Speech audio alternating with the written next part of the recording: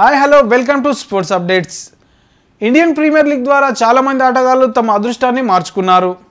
కొంతమంది ఆటగాళ్లు ఐపీఎల్ ద్వారా జాతీయ జట్టులోకి ఎంట్రీ ఇవ్వగా మరికొంతమంది ఆటగాళ్లు తమ ఆర్థిక పరిస్థితిని మెరుగుపరుచుకున్నారు. ఇలా ఒక్క రోజులో కోటీశ్వరులుగా మారిన ఆటగాళ్ల జాబితాలో రాబిన్ చేరాడు. ఈ ఐపీఎల్ వేలంలో జార్ఖండ్ తరపున రాబిన్ మింజే 20 లక్షల బేస్ ధరతో వేలం బరిలో నిలిచాడు.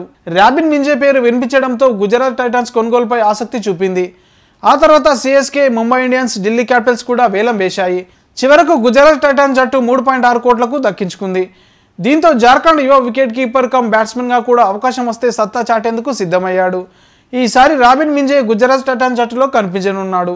రాబిన్ మింజే తండ్రి రిటైర్డ్ ఆర్మీ ఆఫీసర్, రాంచీ విమానాశ్రయంలో సెక్యూరిటీ గార్డ్గా పనిచేస్తున్నాడు. ఇప్పుడు తన కొడుకు ఐపీఎల్ లాంటి పెద్ద లీగ్కి ఎంపిక కావడంపై సంతోషం వ్యక్తం చేస్తున్నాడు. రాబిన్ మింజే 21 ఏళ్ల యువ వికెట్ కీపర్. 10వ తరగతి ఉత్తీర్ణత సాధించిన తర్వాత మింజే క్రికెట్పై తన దృష్టిని కేంద్రీకరించాడు.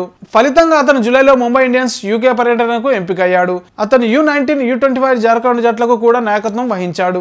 టీమిండియా మాజీ కెప్టెన్ మహేంద్ర సింగ్ ధోనికి రాబిన్ వీర అభిమాని. ధోని వికెట్ కీపింగ్ చేసే విధానం నాకు చాలా ఇష్టం అంటూ చెప్పుకొచ్చాడు. నేను ధోని ప్రశాంతత స్వభావం, నాయకత్వం నుంచి ప్రేరణ పొందానంటూ రాబిన్ మింజే చెప్పుకొచ్చాడు. మొత్తానికి గత కొన్నేళ్లుగా చేసిన నిరంతర ప్రయత్నాల వల్ల ఇప్పుడు రాబిన్ మింజే అదృష్టవంతుడు అయ్యాడు. మరి ఈ అదృష్టాన్ని యువ వికెట్ కీపర్ దుండిగా ఎలా ఉపయోగించుకుంటాడో చూడాలి.